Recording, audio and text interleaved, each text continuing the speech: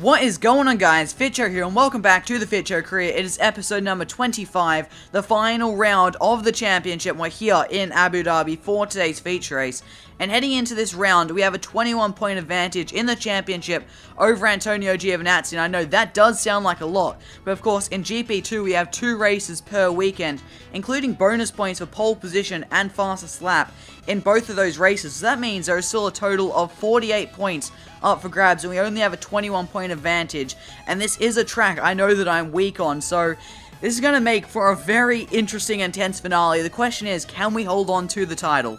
Here we go, qualifying in Abu Dhabi for today's feature race under the floodlights is down towards turn number 1, down to third gear. We've just missed the apex slightly, so we will have lost a little bit of time there as we now flick left. And then we're going to flick back to the right, all while keeping the throttle absolutely pinned as the back end wants to break away from you. Is now down to third gear. We flick the car to the left, then down another gear as we flick to the right, and now we're up to the hairpin. A very crucial corner on this track, and one of my weakest corners on the track.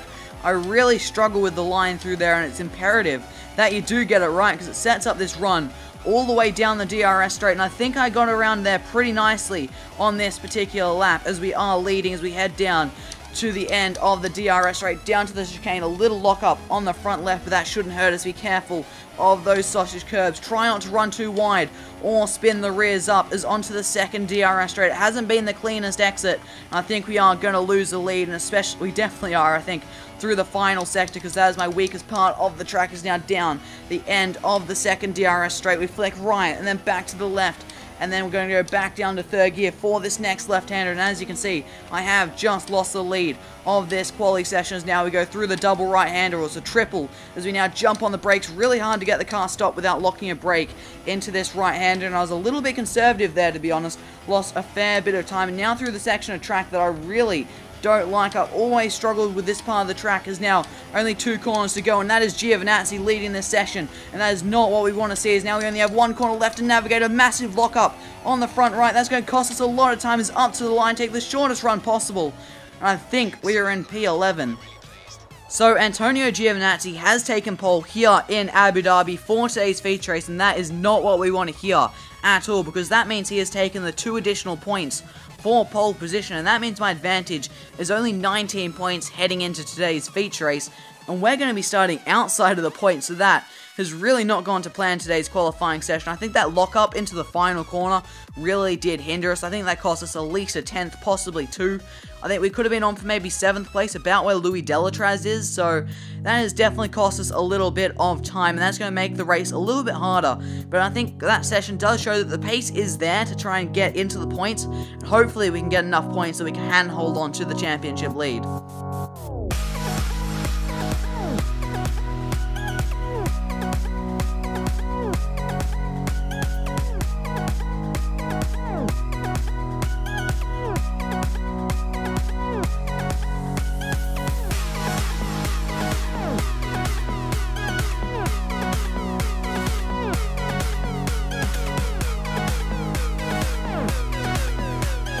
Here we are on the grid for today's feature race, and now I think about it, there is actually a slight advantage of starting in, say, P11 instead of, say, P8, where I think I might have qualified, because I get free choice of what tyre I start on, and I'm the first car on the grid that does get that free choice, and because of that, I'm not going to start on the Ultra Softs. I'm going to go with this strategy that's been given to me: Super Softs, and then Softs, going for a 2-stop strategy. I'm not too sure what the Ultra Soft guys are going to be going for. They could be going for that bottom strategy, Ultras, Supers, going for the 3-stop, or they could even going Ultra Soft. I'm not too sure, but I'm going to try this 2-stop with the hope that it's less stops than everyone else. Here we go, engage the clutch, get the revs up as the lights come on. We've got 5 lights, and it's lights out, and away we go. The feature race here in Abu Dhabi is underway. The second last race of the season, and we've got a decent start from 11th on the grid as we head down to turn number 1. Can we look up the inside of Jordan King? Oh, he's spun and he's hit us. He's gone, but we're up into 10th place. Is that going to trigger a safety car?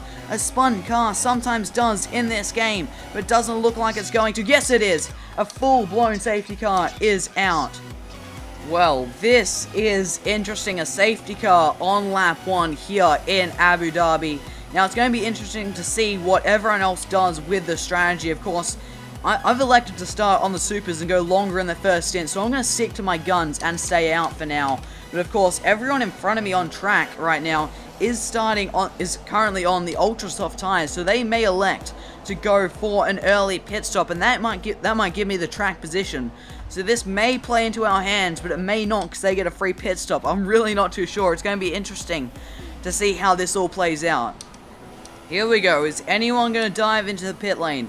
Nobody at all has dived into the pit lane. Not a single car. That is very, very interesting. Oh, Nicholas Latifi is coming into the pit lane. At the end of lap 3, we're still under safety car, and I think this is going to be the last lap we have under safety car conditions, and that means I'm now up into 9th place as we have Louis Delatraz in front of us. And I've just been thinking about the strategy, and this isn't really going to play into our hands, because our idea was to try and run longer than these guys.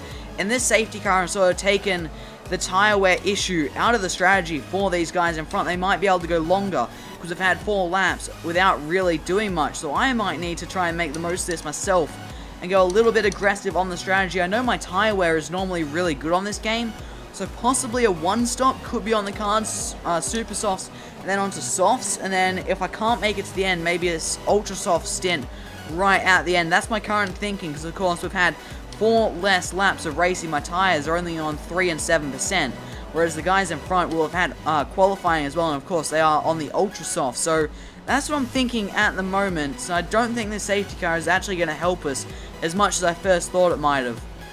Here we go, the safety car is coming in this lap at the end of lap number 4, and we've got Louis Delatraz in the racing engineering right in front of us, and technically he is still in the title race. That being said though, I think I explained at the end of the last episode that he's got almost no chance. He's literally 47 points back with 48 points up for grabs, so I'd have to score no points at all for him to have a chance. In front of him is Luca Giotto, and then Sergei Sorokin behind us. We're in a racing engineering sandwich, in fact, as we've got Gustav Malia behind us, and I think from what I've seen looking ahead, our championship rival Antonio Giovinazzi is leading this field as we head back to green flag racing any second now, as we're going to take the car out of lean as we're getting ready to go racing again here in Abu Dhabi under the floodlights. As now we're about to go green any second now. The green flag is about to fly. There we go. Green flag here in Abu Dhabi, and there's a few cars peeling off into the pit lane. I think that looked like a Prima car. I didn't see who it was, and there's another car as well into the pit lane. So we're up into 7th place now as Jeff is coming over with an alternate strategy. Let's have a little look. It's the pretty much the same as the original, so I'm just going to ignore that, because we're just going to stick to the back of Louis Delatraz in the racing engineering car as he's really slowing up through that fast right-hander and possibly dive up the inside down here, lock up a little bit, trying to avoid the back of Luca Giotto, but we make that move stick as we are now up into 6th place. Oh, there are a lot more cars going into the pit lane. That was Giotto, Sorokin, and Charles Leclerc. It looks like, has Giovinazzi pitted? No, he hasn't. Oh, yes, he has, actually. Giovinazzi has also pitted, so it's just me, Raffaele Marcello, and a few cars behind me that haven't pitted yet. We are now up into 2nd place, but of course, that isn't really 2nd place. And that looks like Raffaele Marcello, the race leader, into the pit lane, and Sergio Sedecamara is now right behind us, as Gustav Malia has also pitted. So most cars, or all cars I think, that started on the ultra soft tires are now into the pit lane, and considering we had that very long safety car period at the start of the race, I think that pitted fairly early. They haven't really had the chance to make the most of those ultra soft tires, so this could actually help us a little bit, because I thought their strategies might have changed with the safety car, but it doesn't really seem like they have.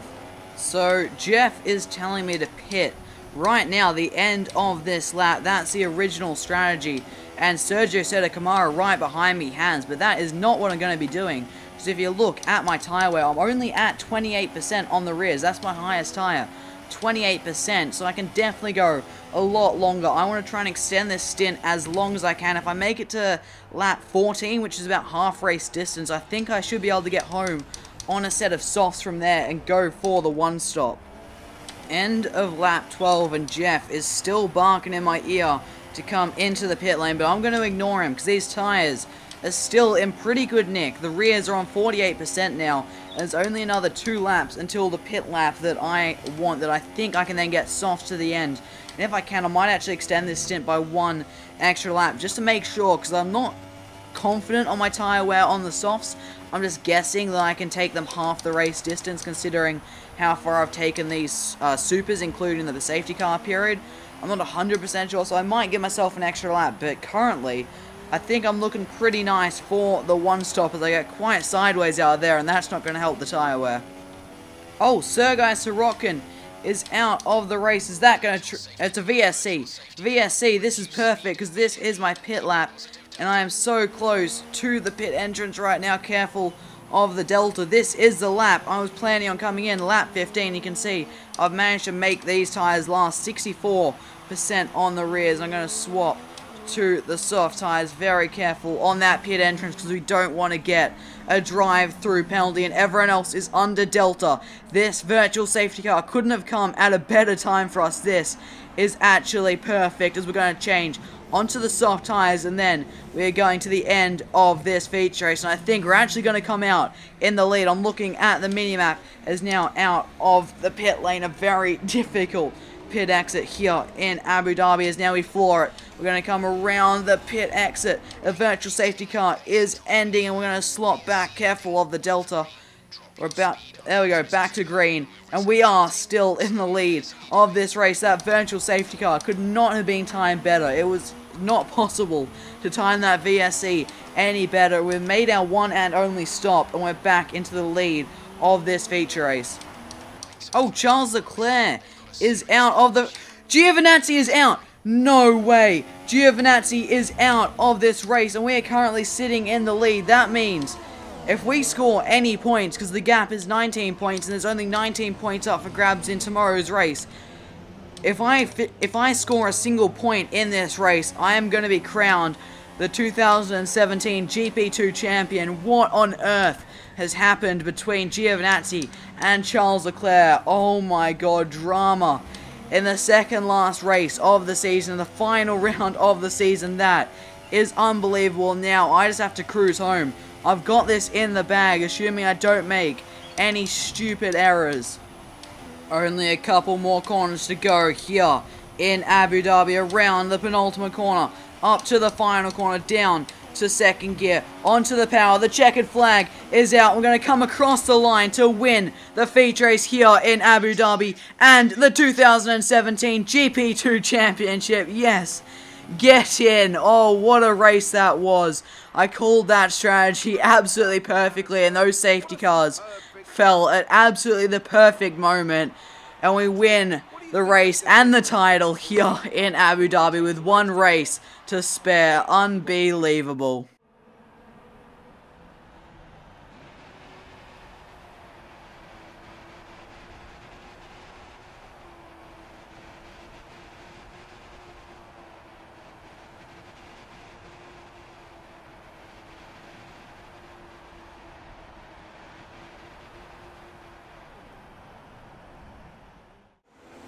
So what actually happened to our championship rival Antonio Giovinazzi? Because of course he did not finish this race, and that allowed us to win the championship. Of course you guys have probably already seen this, but I have not seen this at all, as now he goes up the inside of that is a dams. I think that's Oliver Rowland down into the chicane at the end of the first DRS straight. They leave each other racing room. He gets a bit squeezed on the exit. That's going to compromise his run down this next straight, and he's got Charles Leclerc right behind him. He pulls to the inside. Oh, there's contact. There's contact. Is he going to spin? Yes, he's going to spin. Oh, there's big contact. Both front wheels are gone, and Charles Leclerc has gone flying off into the runoff area. Let's just take this back a second. Can I find the cinematic shot, the replay camera? Yes, I can, but it's on the nose. Oh, there we go. Oh, Charles Leclerc has literally taken off. That is a big accident. That is a very big accident. Charles Leclerc taking off there. Let's have a look at this from Charles Leclerc's point of view. He's right on the back of Antonio Giovinazzi. He's going to have DRS open, of course. He pulls to the inside, and Giovinazzi gives him a bit of a squeeze, actually. He turns back into Giovinazzi a little bit there, and then there's that contact. Eventually they spin, and he literally goes flying there, getting right up off the ground and then hard into that wall. Let's have a look at it from the replay camera. Here we go. You can see the contact. Oh, that's not going to be a very good camera. Oh, yes it is, as they go flying across the screen there. You can't quite see Charles Leclerc actually getting air there, but that is a very big incident. Let's have another look at this. You can see the contact, and he's going to go for a spin. Bang! Charles Leclerc in the air. That is a huge crash, and that crash is what won us the GP2 Championship, believe it or not. So, we have won the feature race here in Abu Dhabi under the floodlights, and that means we have also won the 2017 GP2 Championship in a quite crazy race, to be honest. That safety car right at the start really did help us, but then the VSC, caused by our championship rival crashing out, won us the race and subsequently won us the championship. That was crazy. I could not see that coming. Our championship rival, Antonio Giovinazzi, not finishing the race. He was very strong, of course. He started this race from pole position. I expected him to go on and win the race, and I was going to be fighting for maybe 6th or 7th, trying to get 8 or 6 points or something to try and keep myself in this title fight, but that is not how it played out. That is not what I expected to happen in that race, but I am not going to complain one bit, because I am now the champion of GP2 for 2017. So, joining us on the podium in today's feature race is Raffaele Marcello and Sergio Seta Camara. Just off the podium in 4th place, you got Antonio Fuoco and Jordan King in 5th. Oliver Rowland came home in 6th with Nick de Vries in 7th. Gustav Malia came 8th with Igor Rudzev in 9th. Arden getting in the points. That is quite impressive. 2 important points for Arden, but I think it is a little bit too late for Arden to make an attack on Carlin in the Constructors Teams Championship, I should say. And then the final points-paying position in today's race was Nicholas Latifi. If we look a little bit lower, we've got Emil Bernstorff in 11th place with Luca Giotto in 12th, Alexander Albon in 13th, then Norman Nato, Artem Markelov, Nobuharu Matsushita, Felix Rous, Louis Delatraz, and then our teammate Sean Glisle, the last of the finishers. And of course, Antonio Giovinazzi, Charles Leclerc, and Sergei Sorokin did not finish today's feature race. So after today's victory, we extend our lead in the championship to 44 points with only 1 race left, and with only 19 points available in the final race. That means Antonio Giovinazzi cannot possibly catch us, meaning we are the 2017 GP2 champions. In 3rd place is Louis Delatraz on 185 points. He looks pretty set in 3rd place, sort of in no man's land, at least 20 plus points, or 30, just under 30 points to Giovinazzi, and just over 20 points back to Oliver Rowland, who is in 4th place on 163, and then there's a close battle between Rowland and Raffaele Marcello for 4th place, only 2 points separating the pair. In 6th place is Norman Nato on 130 points, only 5 points ahead of Luca Giotto. Then you got Charles Leclerc in 8th, 15 points back off Giotto. 9 points back off Leclerc is Jordan King in 9th. Then Alexander Albon is in 10th, and only 4 points ahead of his teammate, and actually 3 points behind Jordan King. So there's a very close battle there between King, Albon, Fuoco, and Sorokin. And Fuoco and Sorokin are actually currently tied for points on 94 points each. In the Teams Championship, there has actually been a change at the top of the tables. MP Motorsport has jumped ahead of Racing Engineering. However, there is only 2 points separating the two,